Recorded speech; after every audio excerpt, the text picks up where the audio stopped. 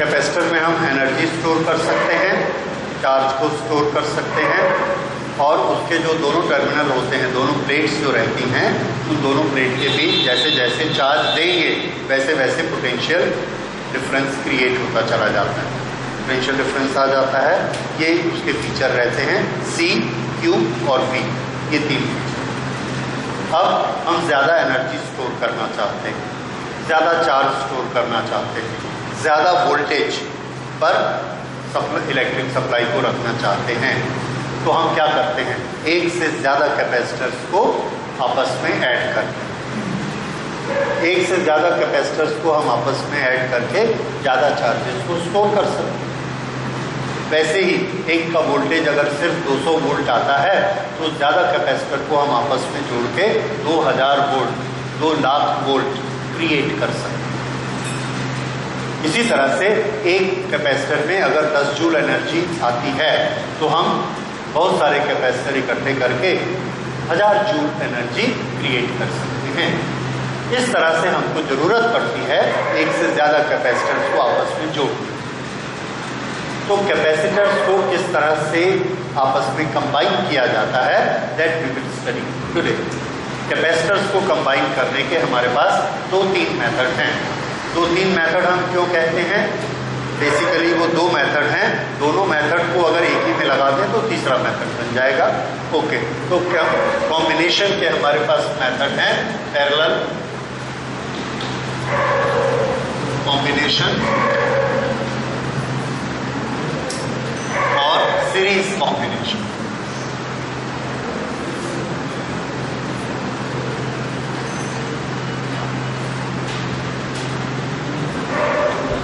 ये कैपेसिटर की 2 प्लेट हैं, अब से हम इसको 2 प्लेट में ही दिखाया करेंगे और इसके साथ अर्थ को नहीं बनाएंगे। ओके, सो ये हम लोगों का कैपेसिटर बनाने का तरीका। देखिए, ये एक कैपेसिटर है, ये दूसरा कैपेसिटर है और ये तीसरा कैपेसिटर है। ये 3 कैपेसिटर्स हैं। इन तीनों कैपेसिटर्स को हमने आपस में कंबाइन किया। किस तरह से, हर एक की प्लेट फर्स्ट प्लेट, तीनों प्लेट्स को हमने ऐसे आपस में जोड़ दिया और ये पॉइंट A, तीनों की सेकंड प्लेट को ऐसे आपस में जोड़ा और ये है पॉइंट B।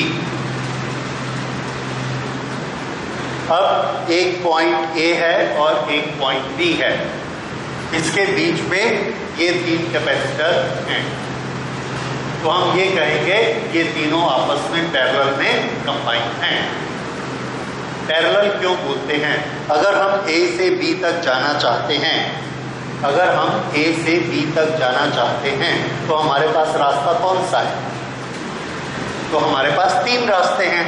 यहां से जाएंगे, इधर से फिर ऐसा जंप किया और यहां आ जाएंगे, यहां से जाएंगे ऐसा जंप किया, यहां आ जाएंगे, यहां से जाएंगे जंप किया, यहाँ। 3 रास्ते हैं और तीनों एक दूसरे के पैरेलल हैं, इसलिए हम इसको क्या बोलेंगे, पैरेलल कॉम्बिनेशन। किस किस के बीच, A और B के बीच पैरेलल कॉम्बिनेशन है।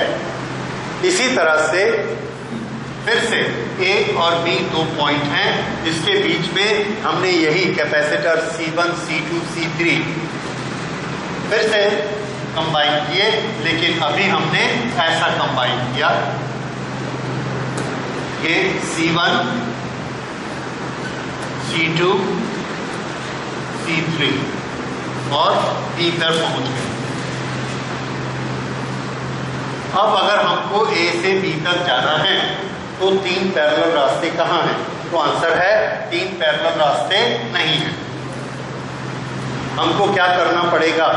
ए से बी तक जाने के लिए हमको तीनों कैपेसिटर क्रॉस करने पड़ेंगे। ए से बी तक जाने के लिए तीनों क्रॉस करने पड़ेंगे, नहीं तो आप बी तक नहीं पहुंच सकते। यहाँ पर ए से बी जाने के लिए कितने कैपेसिटर क्रॉस करने पड़ते हैं? यहाँ से गए, एक को क्रॉस किया, बी आ गया, या इस रास्ते से गए, एक को क्रॉस किया, बी आ गया। तो ए से बी जाने के लिए हमको सिर्फ एक क्रॉस करना पड़ता है। अगर यहाँ एक और होता 2 क्रॉस कर लेते, लेकिन इसको और इसको क्रॉस नहीं करना पड़ता। तो इसमें क्या होता है? Either or, either you go from this side or you go from this side or you go from this side. इसमें आइदर और होता है, इसमें आइदर और का ऑप्शन नहीं है। इसमें क्या है? You have to cross C1 and C2 and C3, तीनों को ही करना पड़ेगा। तो जब ऐसी सिचुएशन होती है तो हम कहते हैं कि C1, C2, C3 तीनों कैसे हैं? सीरीज में, और ऐसे केस में तीनों कैसे हैं? पैरेलल। ये होता है पैरेलल और सीरीज कॉम्बिनेशन। ये वाला इसका बेसिक फंडामेंटल कंडीशन है। आपको याद रखना है कि जब हम एक चार्ज को लेकर जाते हैं तो अगर हमको सभी में से जाना पड़ेगा तो हम क्या कहेंगे? सीरीज। और अगर हमारे पास अल्टरनेट पाथ हैं तो हम क्या कहेंगे उसको? पैरेलल। ये याद रखिए, ये सीरीज और पैरेलल, इन दोनों की डेफिनेशन हो गई। अच्छा, उसके बाद तीनों को जोड़ने का तरीका देख लीजिए।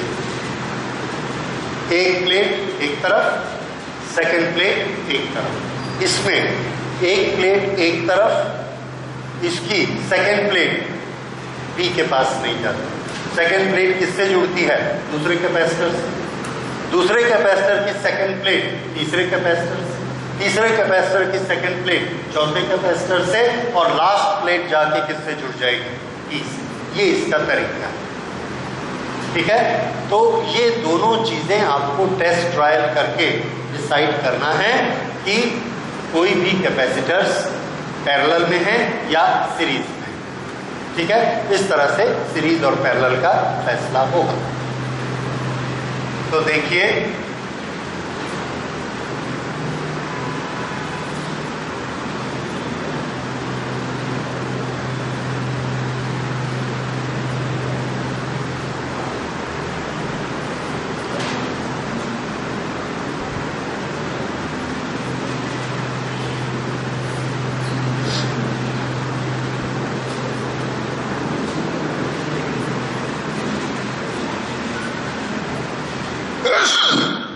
सॉरी,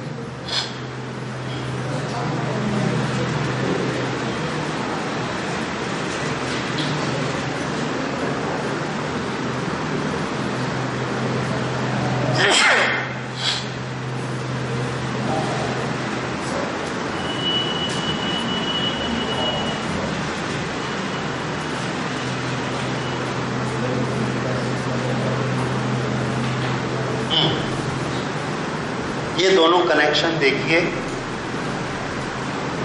इस सिस्टम में ये है पॉइंट ए और ये है पॉइंट बी। इस सिस्टम में ये है पॉइंट ए, ये है point B. This is system number 1, system number 2। दोनों के कनेक्शन पहचानिए, सीरीज और पैरेलल। पहले वाला कैसा है? सीरीज, क्योंकि जब हम ए से बी जाते हैं तो हमको तीनों में से पार करना पड़ता है, उसके बिना हम ए से बी नहीं जा सकते। इसकी एक प्लेट इससे जुड़ी है, इसकी कोई प्लेट इससे नहीं जुड़ी, इसकी भी नहीं। जबकि पैरेलल में हमारी क्या कंडीशन थी? सबकी एक प्लेट ए से जुड़नी चाहिए, इसलिए ये कैसा है? सीरीज। और उसको देखिए, वो आपको पैरेलल कैसे पता लग गया?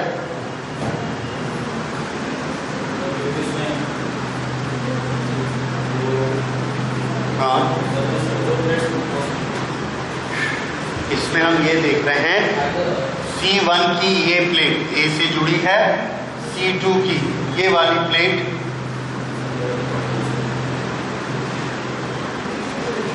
C2। C2 की ये वाली प्लेट ये ऐसे गई, ऐसे गई, ऐसे गई, ऐसे गई, ऐसे किससे जुड़ी है? A से। C2 की ये प्लेट किससे जुड़ी हुई है? A से। C1 की ये प्लेट किससे जुड़ी है? A से। C3 की ये प्लेट ये वाली किससे जुड़ी है? A से। तो ये भी A से जुड़ी है, ये वाली प्लेट इसकी A से जुड़ी है और ये वाली प्लेट इसकी A से जुड़ी है। A। दूसरी प्लेट को देखिए, ये प्लेट डायरेक्ट किससे जुड़ी है? B से। ये वाली प्लेट ये कंडक्टर आया, ये तो ये प्लेट भी किससे जुड़ी है? डायरेक्ट B से। रास्ते में कोई और कैपेसिटर नहीं है। और इसमें ये वाली प्लेट को देखिए ऐसे, ये भी किससे जुड़ी है? B से। तो B से। तो इस कैपेसिटर की एक प्लेट A से, एक B से, एक A से, एक B से, एक A से और एक B से, तीनों ऐसा डायरेक्ट जुड़ी हैं। इसलिए तीनों कैपेसिटर कैसे हैं? आपस में पैरेलल। तो पैरेलल की क्या शर्त होती है? हर कैपेसिटर का एक प्लेट एक पॉइंट पर जाए और दूसरा दूसरे पॉइंट पर। तो ये होता है पैरेलल और ये है सीरीज। इसमें आप ये क्वालिटी नहीं दिखा सकते, उसमें ये क्वालिटी नहीं दिखा सकते। एक के बाद दूसरे से नहीं जाएंगे। चार्ज को ऐसे ले जाइए, ऐसे ले जाइए, ऐसे ले जाइए। एक कैपेसिटर पार किया, ऐसे ले जाइए, इसको पार कराइए, यहाँ B पहुंच गया एक को पार करके। तीसरा यहाँ से गया ऐसे, फिर यहाँ से एक कैपेसिटर को जंप किया और ये B पे पहुंच। तीन तरह से हम B पर पहुंचते हैं। हर बार में कितने कैपेसिटर जंप करने पड़ते हैं? एक। इसलिए ये कैसा है? Parallel connection. तो ये होते हैं सीरीज और पैरेलल, और दोनों में क्या डिफरेंस है। अब हम इसके कैरेक्टरिस्टिक देखते हैं कि इनके कैरेक्टर्स में क्या क्या डिफरेंस है। वो चीज़ें आपको याद रखनी हैं। तो पहले लेते हैं ये पैरेलल कनेक्शन। पैरेलल कनेक्शन में दोनों प्लेट हमने देखी है। एक प्लेट हर एक की A से कंबाइंड है और एक की B से कंबाइंड है, और यहाँ पर हमने बैटरी लगा दी। ये पोटेंशियल डिफरेंस क्रिएट करने वाली बैटरी है। पोटेंशियल डिफरेंस V है। एक चीज हम और समझना चाहते हैं जिसको हम बोलेंगे इक्विवेलेंट कैपेसिटर। इक्विवेलेंट कैपेसिटर या कैपेसिटेंस, ये क्या होता है? इन तीनों को हमने लगा दिया यहाँ पर। इसका पोटेंशियल डिफरेंस है, मान लीजिए इसका पोटेंशियल डिफरेंस है 10 वोल्ट।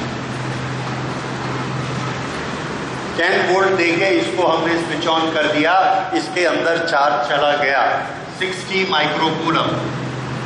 60 माइक्रोकूलम कितना चार्ज चला गया?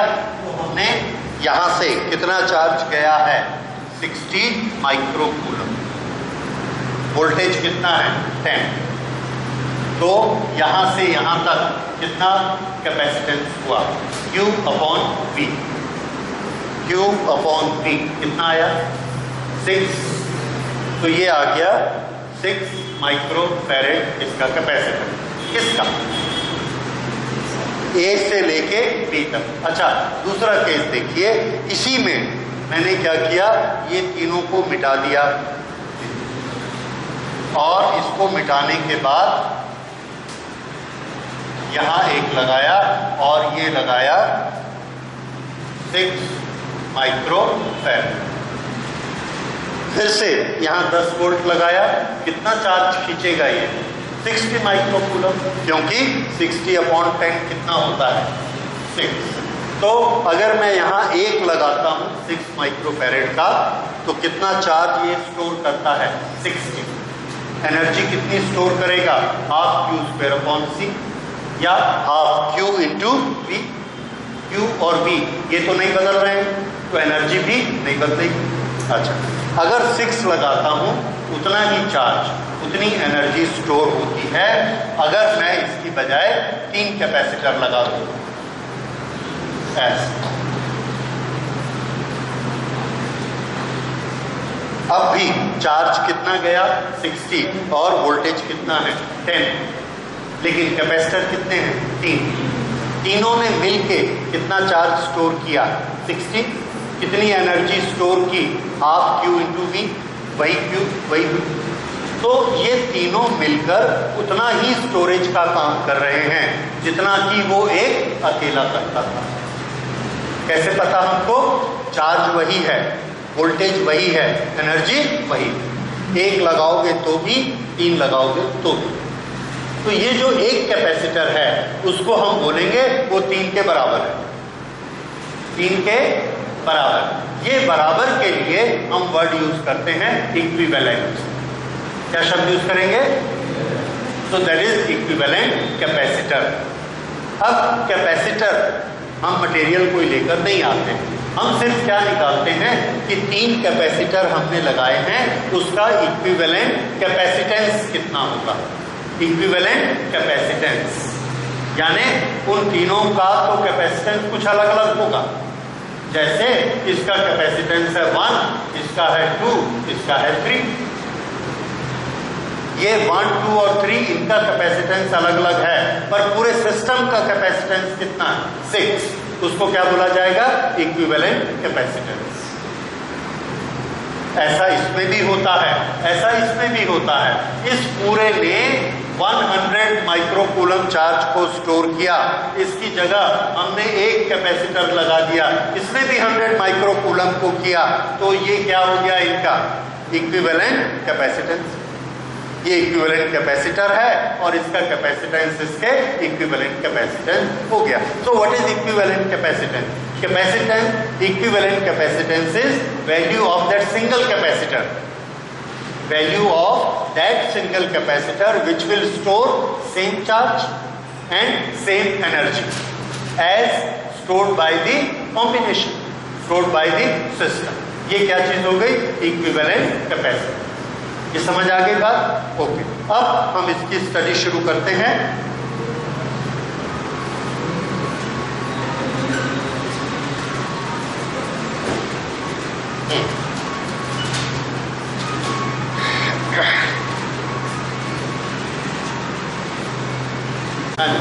अब इधर ध्यान दीजिए, ये एक बैटरी हमने लगाई है, इसकी एक प्लेट इससे लगी हुई है, इसकी एक प्लेट इससे लगी हुई है, इसकी भी एक प्लेट इससे लगी डायरेक्ट और एक प्लेट इससे लगी है डायरेक्ट। अगर इसके अक्रॉस पोटेंशियल डिफरेंस कितना होगा? तो आंसर है बी। इसके अक्रॉस पोटेंशियल डिफरेंस बी और इसके अक्रॉस पोटेंशियल डिफरेंस भी बी। जब आप कैपेसिटर और बैटरी बनाते हैं, सेल बनाते हैं, तो याद रखिए ये दोनों प्लेट्स आपको बराबर रखनी है और बैटरी में एक बड़ी रखनी है, एक छोटी रखनी है। बड़ी और छोटी क्या इंडिकेशन करती हैं कि इसके पास हाई पोटेंशियल है, इसके पास लो पोटेंशियल है and there is a potential difference. ठीक? और ये दोनों पैरेलल प्लेट कैपेसिटर का इंडिकेटर्स है। ओके, तो इसका potential difference V, V, V, तो वोल्टेज का नियम हमने बना लिया। पैरेलल कॉम्बिनेशन में potential difference across each capacitor is same, across each capacitor is same. ये पहला नियम। दूसरा नियम,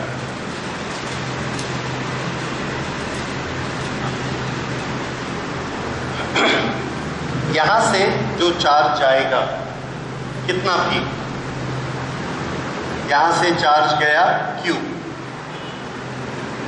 ये Q चार्ज जब यहां पहुंचता है तो इसको इस प्लेट पर भी जाना है, इस पर भी जाना है, इस पर भी जाना है। इसके पास ऑप्शन है, यहां भी जाता है, यहां भी जाता है, यहां भी जाता है।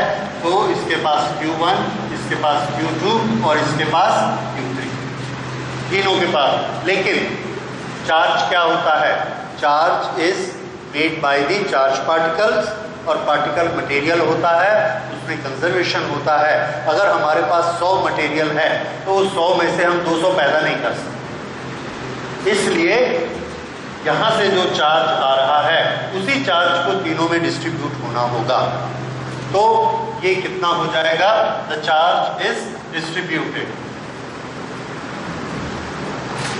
charge is distributed. Q is equal to Q1 plus Q2 plus Q3. तो पैरेलल में क्या चीज तीनों कैपेसिटर में सेम रहेगी? आंसर है तीनों में पोटेंशियल डिफरेंस सेम रहेगा। क्या चीज तीनों में अलग अलग हो जाएगी? आंसर है charge will be distributed. It may be different, it may be same, but it will be distributed. इस तरह से चार्ज डिस्ट्रीब्यूट हो रहा है और पोटेंशियल तीनों में सेम आएगा। उसके बाद अगली चीज देखिए, तीन क्वांटिटीज के बारे में हम पढ़ेंगे, Q, C और V। ये V के बारे में आपने ये किसके बारे में देखा? V के बारे में। ये किसके बारे में हो गया? चार्ज Q के बारे में। और तीसरा C। तीन नियम हमको याद करने। C का क्या होगा? कौन सा C? तो आंसर है इक्विवेलेंट कैपेसिटेंस। कितना होगा? तो यहां पर equivalent capacitance, equivalent capacitance that is C equivalent. कैसे निकालेंगे? तो ये दो नियम हमारे पास हैं। We know that equal to Q1 plus Q2 plus Q3। ये हमने लिखा। अब इनमें क्या चीज बराबर है? पोटेंशियल। कितना? V।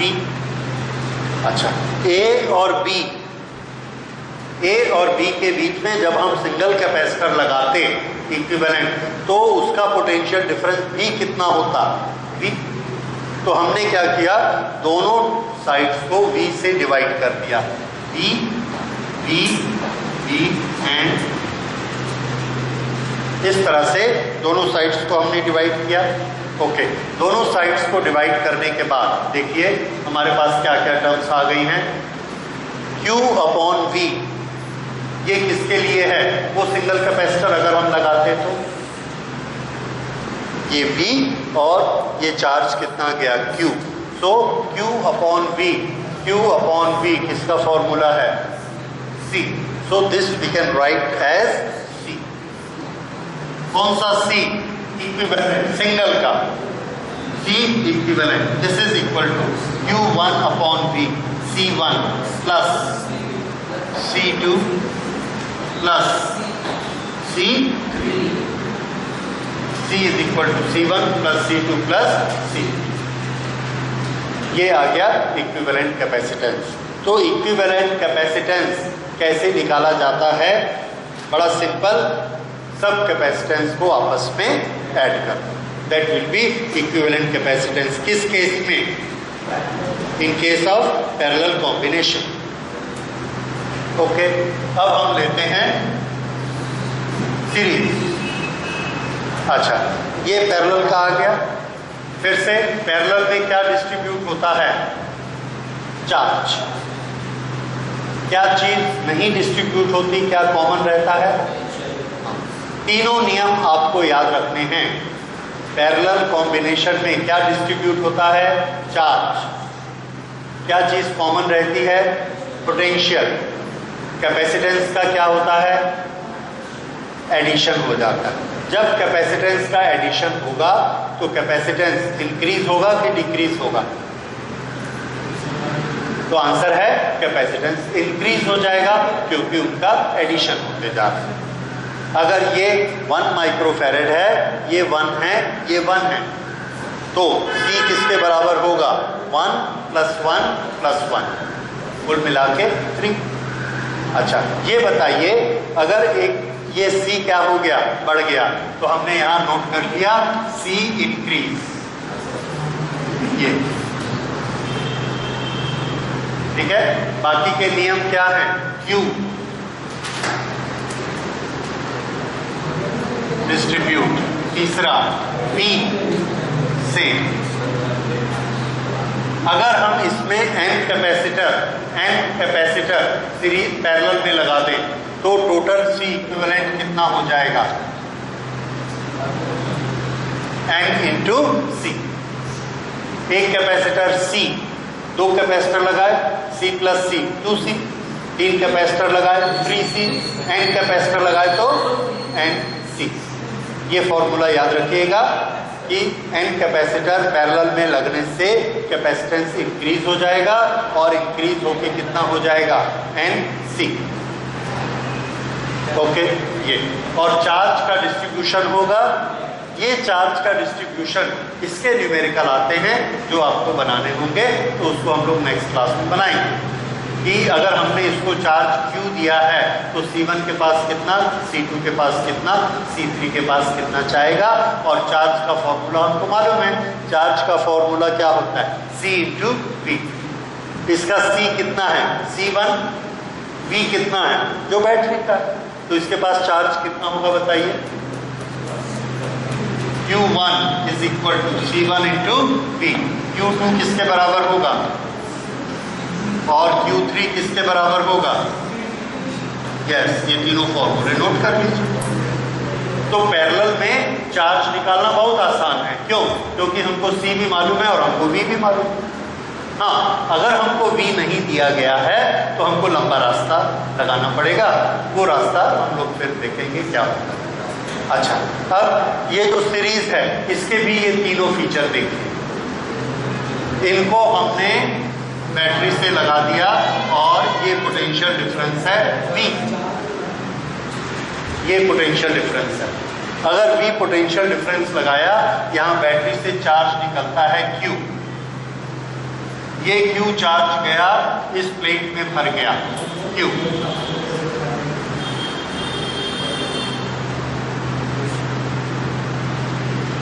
नहीं है कुछ क्या है? कैसे कुछ नहीं है? आप लोग को बता रहे हैं कुछ है।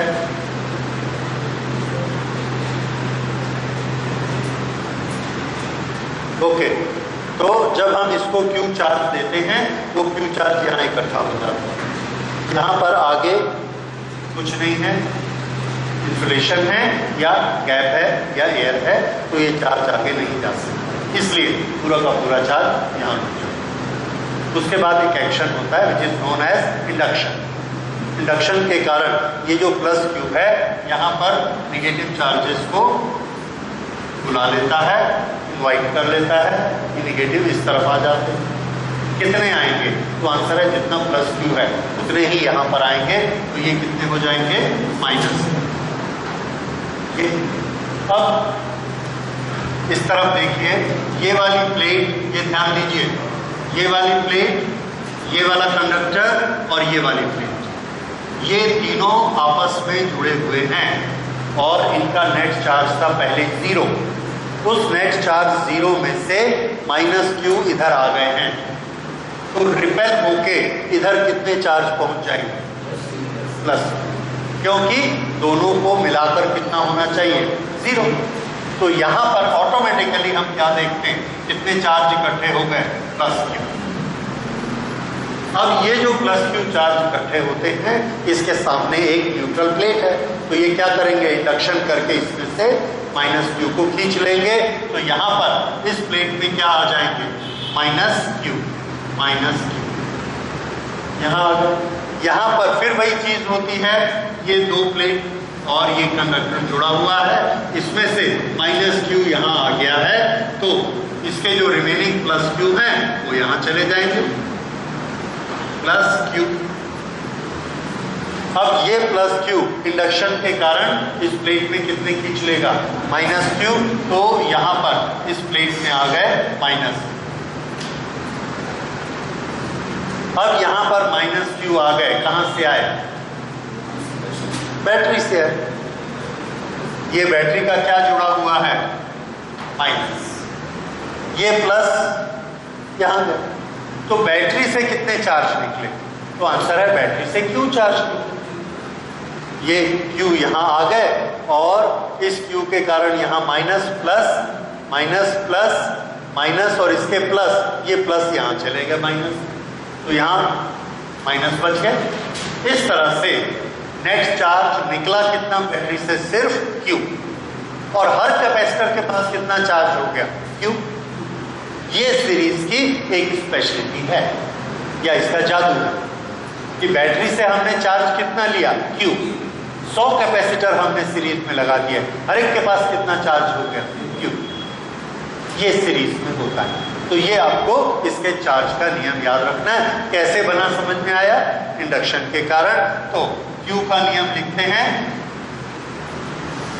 ईच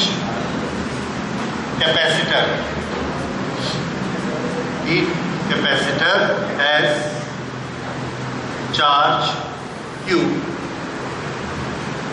as given by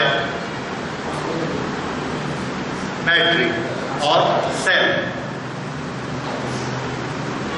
इसने Q दिया और हर एक के पास Q हो गया। ये सीरीज में होता है। अच्छा, दूसरी चीज वोल्टेज का क्या होगा?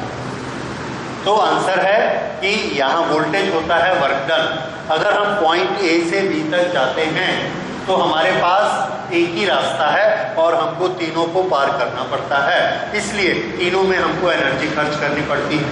हर एनर्जी अपने आप में एक पोटेंशियल डिफरेंस होती है। इसलिए अगर हमको टोटल वर्क डन निकालना है तो हम कैसे निकालेंगे? तो आंसर है टोटल वर्क डन हम निकालेंगे तीनों वर्क डन का एडिशन करके।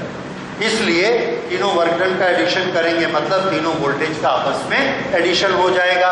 तो इसके अक्रॉस वोल्टेज है V1, ये V2 और ये V3। वोल्टेज होता क्या है? Work done on unit charge. पूरा वर्क कितना किया हमने? V। यहां से चल के यहां तक, उसमें से यहां का वर्क कितना है? W1, W2, W3। इसका वोल्टेज V1, इसका वोल्टेज V2, इसका वोल्टेज V3। तो वोल्टेज का इक्वेशन क्या बना? Total voltage V is equal to V1 plus V2 plus V3। So we say potential difference is divided. ED is divided across, ED is divided across each capacitor.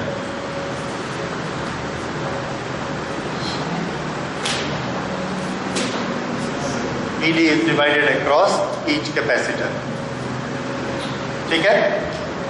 ये V is equal to V1 plus V2 plus V। अब इसके बाद हम लेते हैं capacitance का क्या होता है। अगर इसके बदले में एक कैपेसिटर लगाएंगे तो उसको चार्ज हम कितना दे रहे हैं? Q।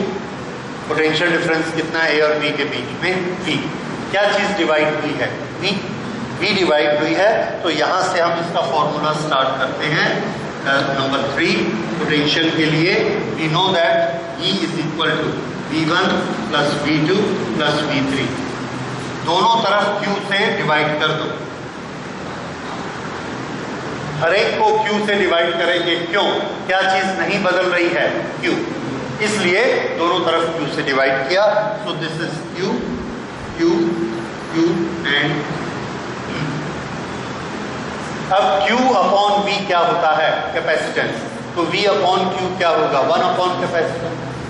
ये Q टोटल चार्ज है, ये V A और B के बीच में है, पूरे के बीच में, इसलिए ये कैपेसिटेंस किसका होगा? टोटल का। So this will be 1 upon C equivalent is equal to ये 1 upon C1, 1 upon C2, 1 upon C। ये इसका फॉर्मूला आ गया 1 अपॉन C। तो इस तरह से Q, V और C ये तीनों के रिलेशन हमने बना लिए।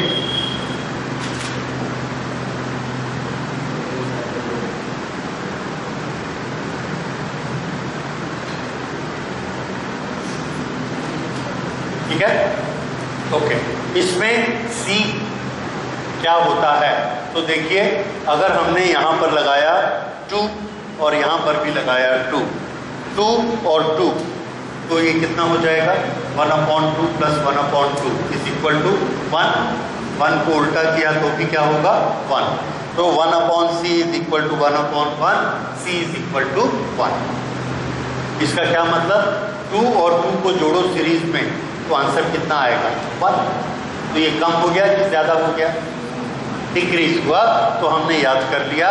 इसके 3 तरीके हमने क्या बनाए? जैसे उसके 3 बनाए थे। C decrease, V distribute U same, ये इसके 3 नियम बने, ये इसके 3 नियम बने, दोनों के नियम अलग अलग हैं, ये याद रखिए। ठीक है, इसमें डिस्ट्रीब्यूट क्या होता है? पोटेंशियल। हर एक का पोटेंशियल कितना हो जाएगा? तो आंसर है V1 is equal to Q upon C1, V2 is equal to Q upon C2, V3 is equal to Q upon C3। तो हमको अगर Q पता चल गया तो हम इसका V1, V2, V3 निकाल सकते हैं। ठीक है, ये अगली क्लास में इसको करेंगे कि कितना होता है। इस तरह से ये इसका प्रिलिमिनरी हुआ। इसके बाद एक और जो सर्किट आएगा उसमें ये दोनों आपस में combine, that will be combination of the two. उसको फिर अब हम लोग नेक्स्ट क्लास में करेंगे। Thank you.